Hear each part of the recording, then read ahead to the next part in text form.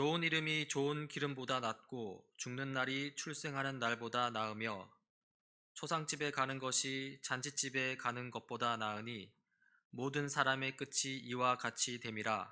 산 자는 이것을 그의 마음에 둘지어다. 슬픔이 웃음보다 나음은 얼굴에 근심하는 것이 마음에 유익하기 때문이니라. 지혜자의 마음은 초상집에 있으되 우매한 자의 마음은 혼인집에 있느니라. 지혜로운 사람의 책망을 듣는 것이 우매한 자들의 노래를 듣는 것보다 나으니라. 우매한 자들의 웃음소리는 손밑에서 가시나무가 타는 소리 같으니 이것도 헛되니라. 탐욕이 지혜자를 우매하게 하고 뇌물이 사람의 명철을 망하게 하느니라. 일의 끝이 시작보다 낫고 참는 마음이 교만한 마음보다 나으니 급한 마음으로 노를 바라지 말라. 노는 우매한 자들의 품에 머무름이니라. 옛날이 오늘보다 나은 것이 어찌미냐 하지 말라. 이렇게 묻는 것은 지혜가 아니니라. 지혜는 유산같이 아름답고 햇빛을 보는 자에게 유익이 되도다. 지혜의 그늘 아래에 있음은 돈의 그늘 아래에 있음과 같으나 지혜에 관한 지식이 더 유익함은 지혜가 그 지혜 있는 자를 살리기 때문이니라. 하나님께서 행하시는 일을 보라. 하나님께서 굽게 하신 것을 누가 능히 곧게 하겠느냐. 형통한 날에는 기뻐하고 공고한 날에는 되돌아보아라. 이 두 가지를 하나님이 병행하게 하사 사람이 그의 장래일을 능히 헤아려 알지 못하게 하셨느니라. 아멘. 네, 오늘 되돌아보라 라는 제목으로 우리 장로님께서 설교해 주시겠습니다.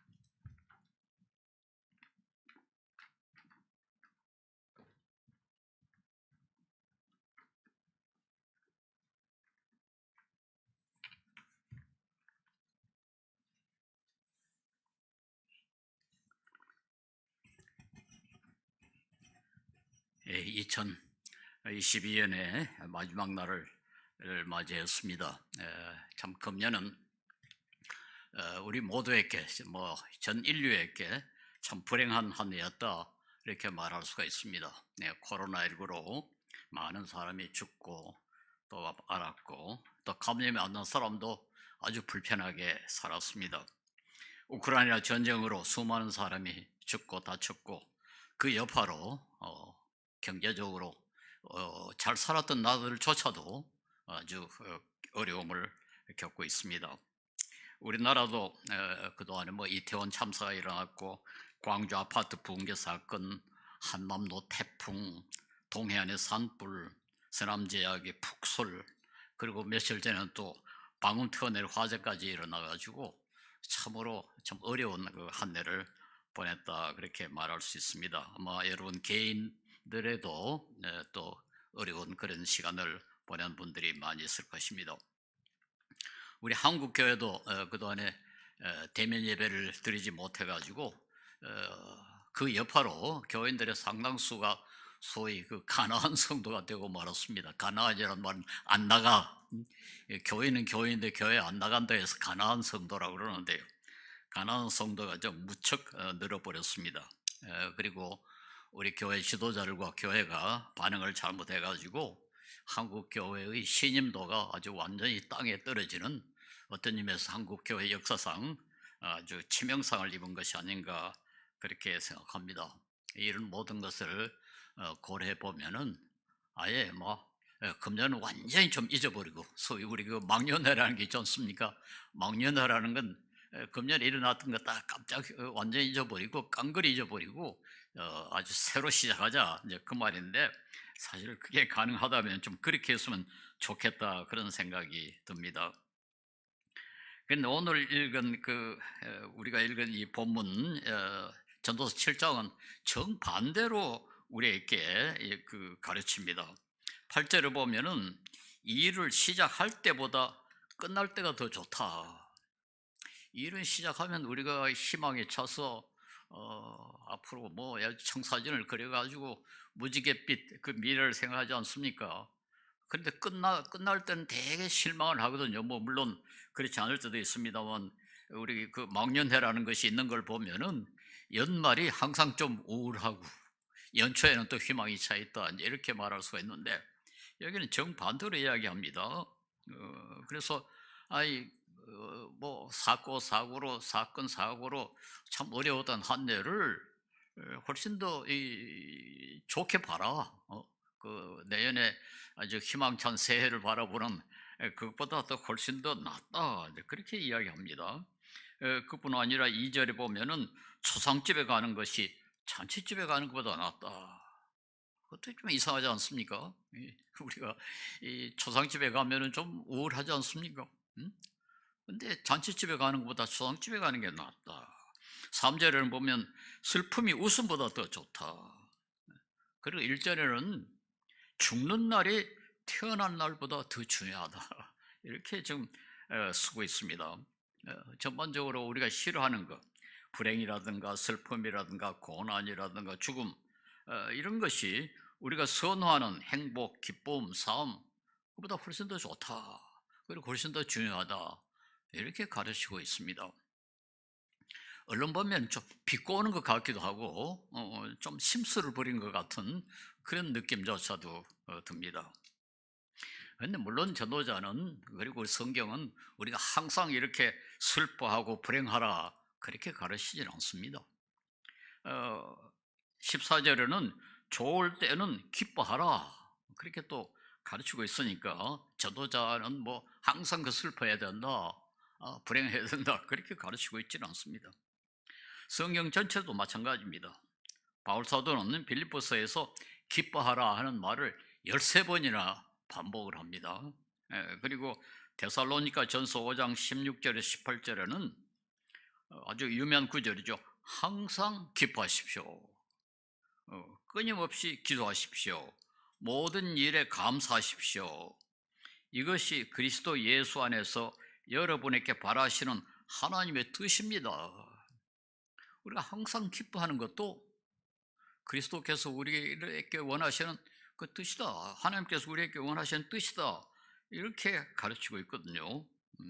그래서 우리 성경은 뭐 항상 우울해야 되고 항상 슬퍼해야 되고 항상 죽음을 생각해야 되고 그렇게 가르치고 있지는 않습니다. 그런데도 불구하고 어, 역시 이 전도서는 그래도 초상집에 가는 것보다는 참 잔치집에 가는 것보다는 소상집에 가는 게 낫다. 태어난 날보다는 죽는 날이 더 중요하다. 그렇게 가르칩니다. 물론 죽는 것이 더 좋다고 하지도 않습니다.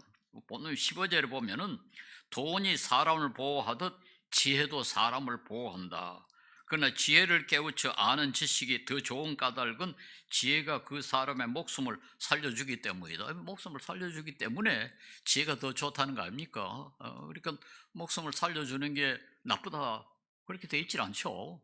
죽는 게 사는 것보다 더 좋다고 그렇게 가르치고 있지도 않습니다. 그런데 왜 전도자는 슬픈 것보다 슬픈 것이 즐거운 것보다 더 좋다고 그럴까요?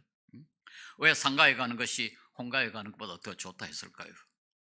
왜 죽는 날이 태어날 날보다 더 좋다고 할까요?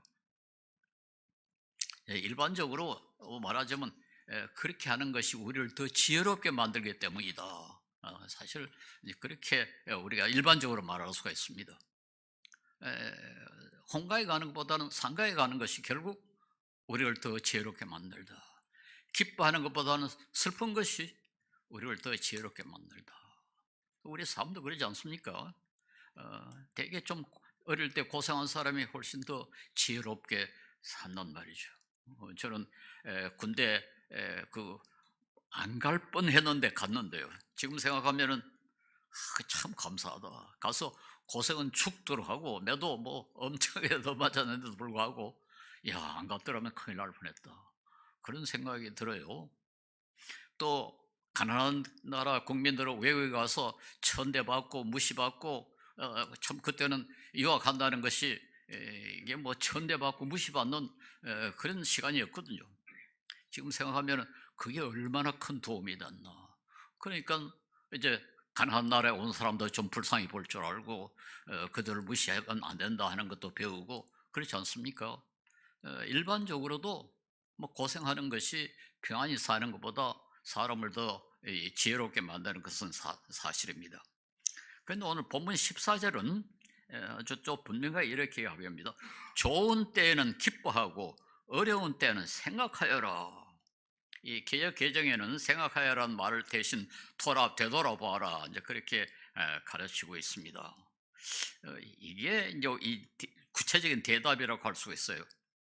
왜 이게 나쁜 때보다 어려운 때보다도 그 좋은 때보다는 어려운 때를 택하라 그렇게 했을까요? 그 이유는 좋은 때는 기뻐하고 어려운 때는 생각하기 때문이다. 이렇게 우리가 말할 수 있습니다. 사람이 아주 즐겁거나 아주 기쁘면 생각할 필요가 없습니다. 행복한 사람이 말이죠. 도무지 왜 나를 이렇게 행복할까? 고민하지 않죠. 따지지 않죠. 그래서 즐기면 됩니다. 또 웃을 때 3절에 6절에는 뭐 웃음에 대해서 이야기하는데 또 8절에는 자만할 때 9절은 분노할 때를 이야기하고 있는데 이때도 사람은 생각하지를 않아요. 우리가 뭐 웃을 때 내가 왜 이렇게 웃는가 따지질 않죠. 또 자만할 때 아주 너무 신이 나서 내가 정말 너무 잘났다 자랑하고 할 때 그 별로 생각하지 않습니다. 또 화가 날 때도 마찬가지죠. 웃고 자랑하고 분노할 때 우리는 반성하지 않습니다. 그런데 여기 본문은 생각하래라. 사람이 어려움을 당하면 생각하게 된다. 되돌아보게 된다. 그 말이 되겠죠. 예, 그렇습니다. 아마도 기쁨으로만 세상을 보내는 사람은 피상적이 될 수밖에 없죠. 생각할 이유가 없으니까. 생각할 이유가 없으면 생각하지 않게 되고 생각하지 아니하면은 따져보지 아니하면은 사람이 피상적인 삶을 살 수밖에 없을 것입니다. 그런데 여기에 그저 생각하라 했을 때 단순히 생각하라는 것이 아니라 하나님은 좋은 때도 있게 하시고 나쁜 때도 있게 하신다는 것을 생각하라. 뭘 생각하라는 거예요? 어려움을 당할 때는 하나님은 좋은 때도 있게 하시고 나쁜 때도 있게 하신다는 것을 생각하라. 그것을 발견하라.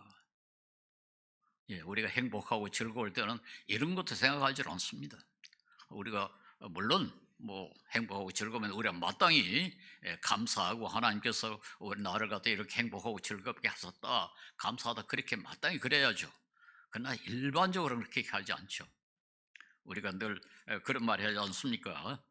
잘 되면 내 탓이고 잘못되면 남의 탓이라고. 역시 내가 잘났는가 보다. 행복할 때는 되게 그렇게 생각합니다. 나는 운이 좋다. 나는 복을 받은 사람이다. 뭐 그렇게 생각하지. 하나님이 나를 이렇게 도와주셨다 하지는 않습니다. 그런데 참 슬프고 괴롭고 힘들 때는 좀 생각을 하게 되고 그 생각의 내용이 뭔가 하니까 하나님은 우리에게 기쁨도 주시지만은 또 어려움도 주신다 하는 것을 깨닫게 하라 그렇게 말합니다. 예, 즉 그 말은 우리가 어려움을 당해도 이것이 하나님께서 하신 것이므로 우리가 수용하고 참으라 그런 말이 되겠죠. 우리 하나님은 참 그 이야기에 보면은 이사야서에 보면은 어미가 젖먹이를 잊어버릴지라도 하나님은 우리를 잃어버리지 않으십니다.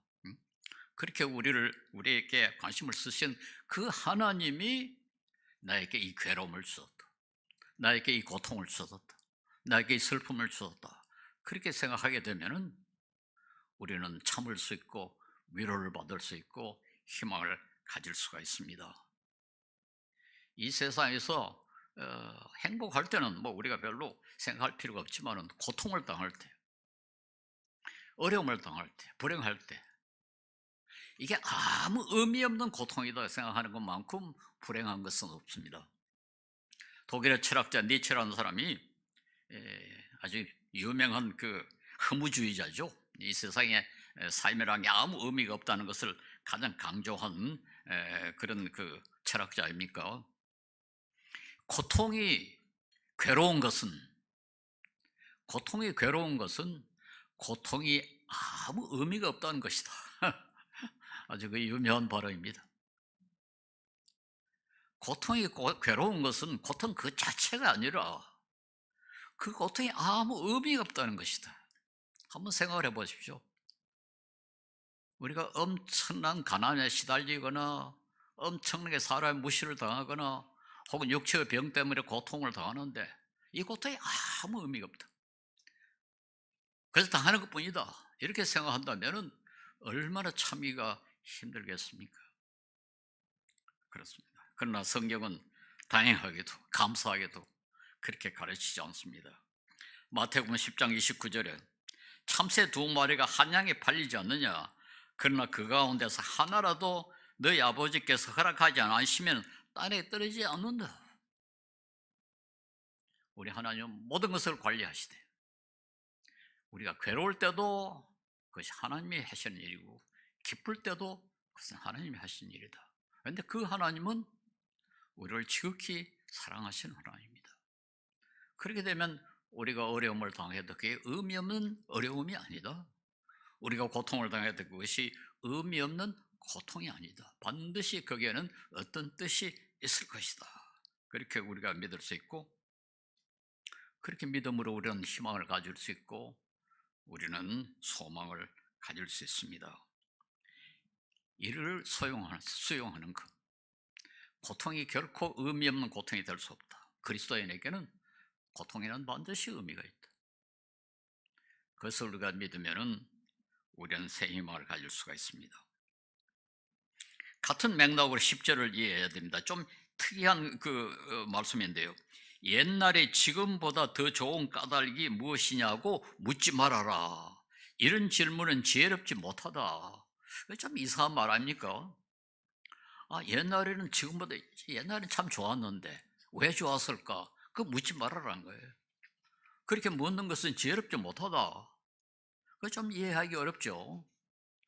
과거에 어려운 일이 일어섰을 때 그게 왜 어려웠는가 하는 걸 따져가지고 그 이유를 알면은 다시는 그런 일을 안 하면은 어려움을 당하지 않겠잖아요. 마찬가지로 과거에 아주 좋은 일이 있었는데 그 왜 좋았지? 이러한 이유 때문에 좋았다. 그걸 알면은 다음부터 그런 걸 계속하면은 더 좋게 되지 않겠어요? 그런 얘기 보니까 그럼 묻지 말아라. 그건 지혜로운 질문이 아니다. 이렇게 이야기합니다. 이 구절의 의미는 불평하지 마라 그런 뜻이랍니다. 과거에는 이렇게 좋았는데 지금은 나쁘다 하는 것을 함축한다는 거죠. 과거에는 왜 좋았지? 그 말은 지금은 왜 이래 이 모양이야 하고 불평한다는 뜻이고 그것은 하나님에 대한 반항이다. 그렇게 이해하는 것입니다. 그래서 과거에는 왜 좋았느냐 그렇게 묻지 말아라. 그건 지혜로운 것이 아니다. 이렇게 말합니다. 물론 우리가 이제 그 죽는다는 사실을 인정하는 것, 그리고 고난 슬픔을 당하는 것, 그 자체로는 즐겁지 않습니다. 뭐 죽는 걸 늘 생각하고 고난을 당하고 슬픔을 당하는 걸 그 즐겁다고 생각할 사람이 누가 있겠어요? 우리는 모두 항상 건강하고 풍요롭고 명예롭고 즐겁게 살기를 원합니다. 그러나 그런 삶이 저절로 이루어지는 것이 아닙니다. 그리고 더 중요한 것은 그런 삶이 우리를 미래도 항상 그렇게 즐겁고 행복하게 살 것을 보장해 주는 것도 아닙니다. 모세는 시편 90편 12절에 우리에게 우리의 날 세는 법을 가르쳐 주셔서 지혜의 마음을 얻게 해 주십시오. 앞으로 내가 얼마나 살 것인가? 그 날수를 계산하는 지혜를 달라. 그 말이 무슨 말입니까? 우리는 죽는다. 나는 죽는다. 언젠가는 죽는다. 하는 것을 분명하게 인식하게 하옵소서. 그 말 하겠습니까? 나는 죽지 않는다.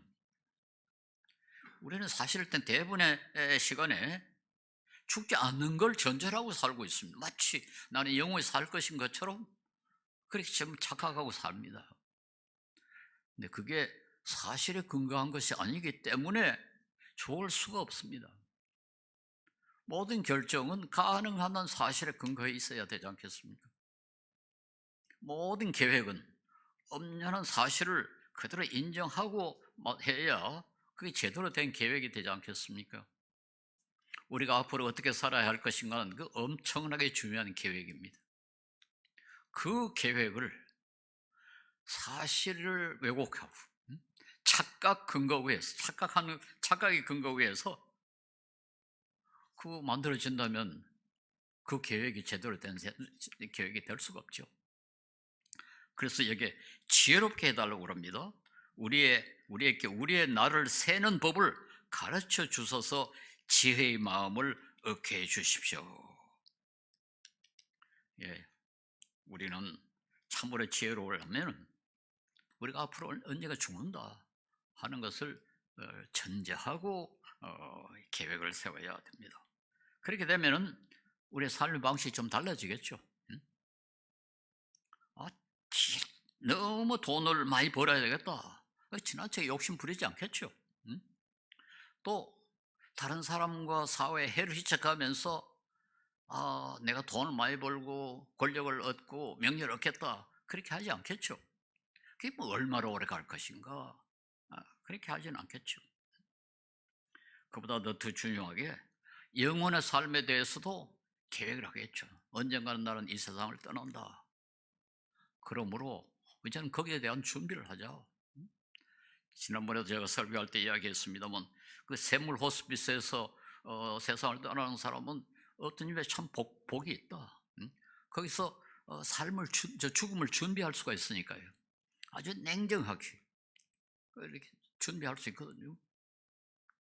언제 목사님 이야기 들어보면은 처음에 호스피스에 오면은 죽으러 온다 그렇게 생각하고는 굉장히 절망해가 한대요.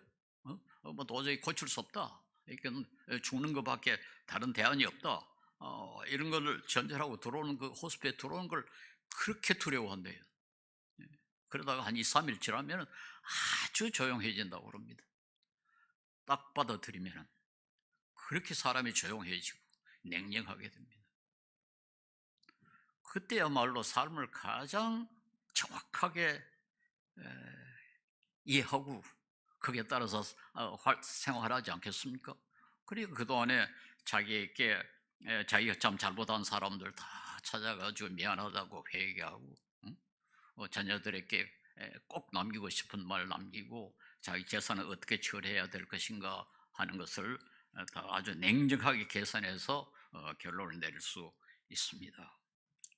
예, 이 늙는다는 것도 마찬가지입니다. 저도 얼마 최근까지도 나는 마치 영원히 살 것이라고 생각하고 뭐 이것도 하고 저것도 하고 그렇게 생각했는데 이제 가만 생각해 보니까 그렇지 않거든요. 나이가 제가 금년에 좀 85살인데요. 죽을 때가 가깝다.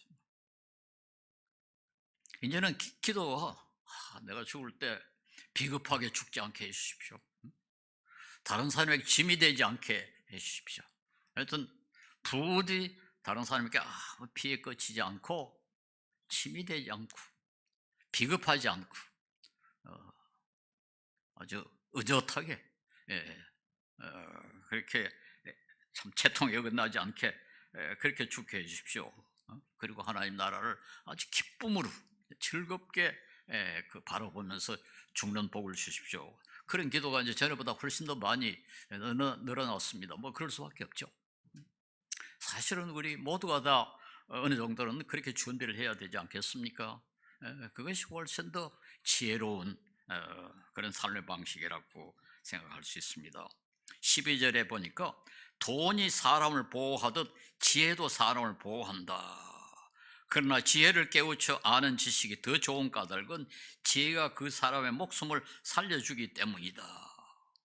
예, 돈이 어느 정도 사람을 보호한다. 맞습니다. 어느 정도 있어야 되겠죠. 우리가 돈이 있어야 먹고 입고 또 병이 나면 고칠 수 있고 심지어는 어려운 사람 좀 도와줄 수도 있고 그러니까 돈이 전혀 없으라 그렇게 가르치고 있지는 않습니다. 그래서 우리가 정직하게 일해서 돈을 벌고 저축도 하고 필요한 보험도 들고 너무 다 좋죠.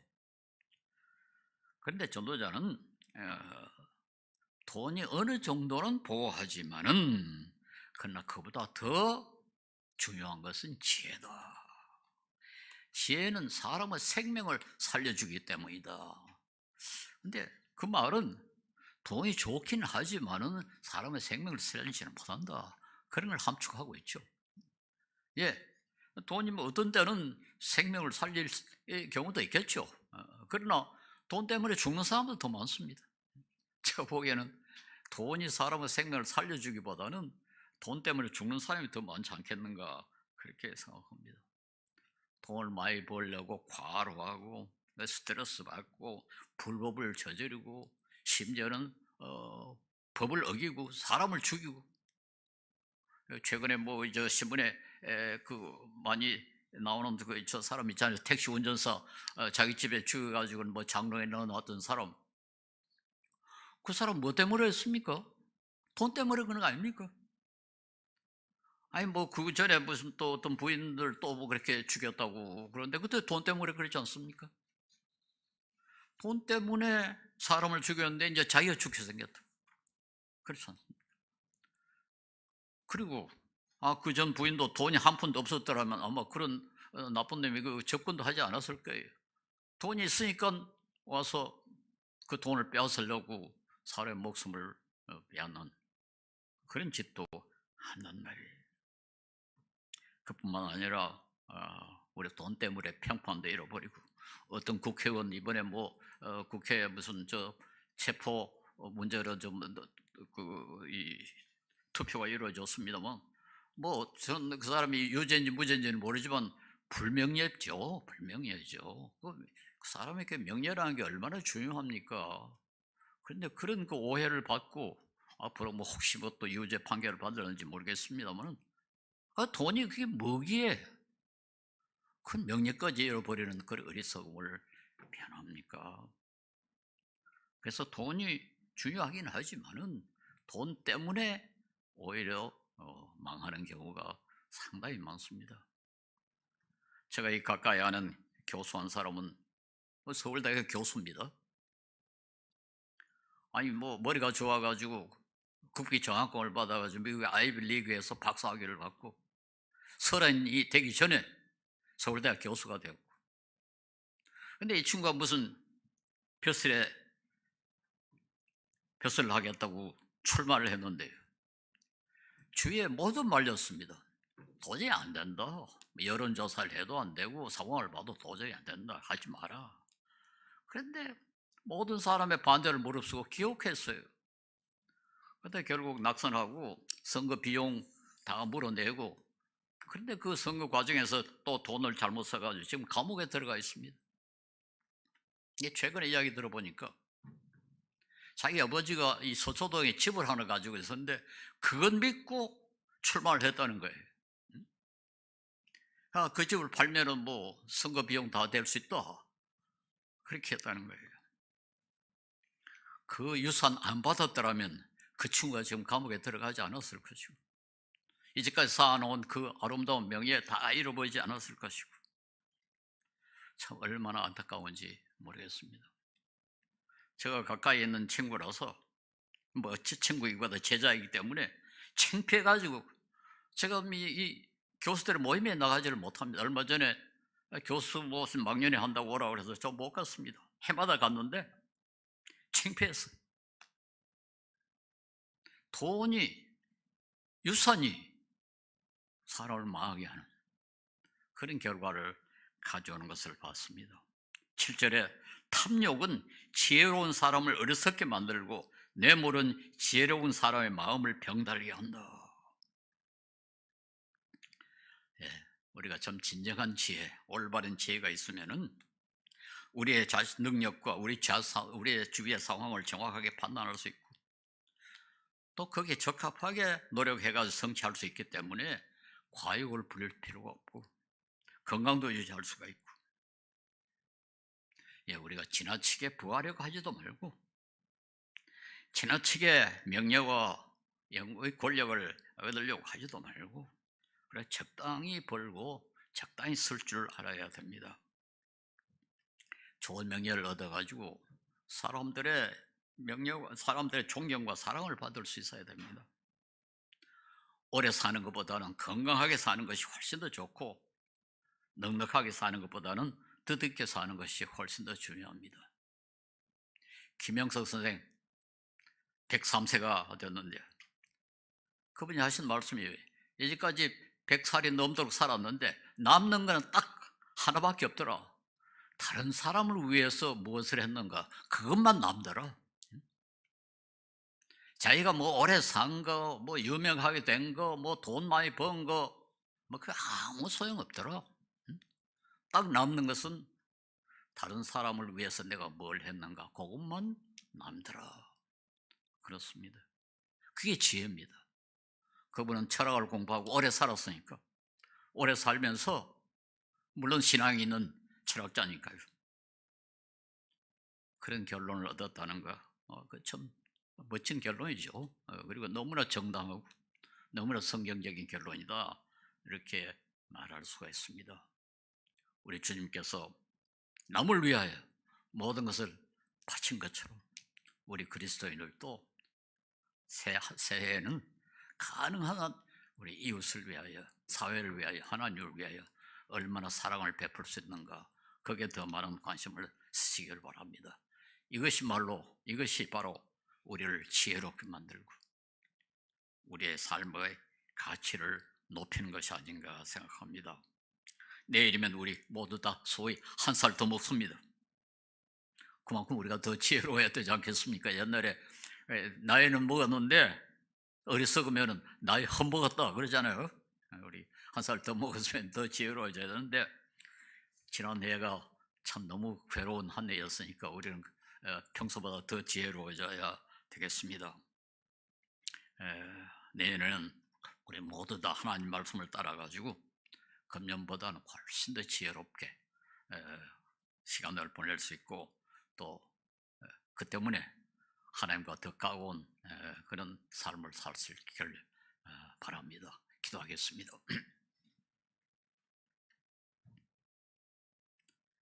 자비로우신 주님, 아무것도 아니지만은 주님께 사랑하셔서 주님의 크신 은혜를 베풀어 주시고 주님의 백성으로 만들어 주시고 이 귀하고 아름다운 말씀 저희들에 가르쳐 주셔서 힘이 부족하지만은 이 말씀을 깨닫고 순종하려고 애를 쓰게 하심을 감사합니다. 주님이여, 우리를 이제까지 눈동자같이 지켜서 사오니 금년에 지켜주셔서 사오니 내년에도 더 크게 더 아름답게 우리를 만들어 주시옵시고 주님의 영광을 드러내며 주님의 사랑을 실천하는 참으로 가치 있는 한 해를 보낼 수 있도록 당신의 백성들을 축복해 주시옵소서. 예수님 이름으로 기도합니다. 아멘.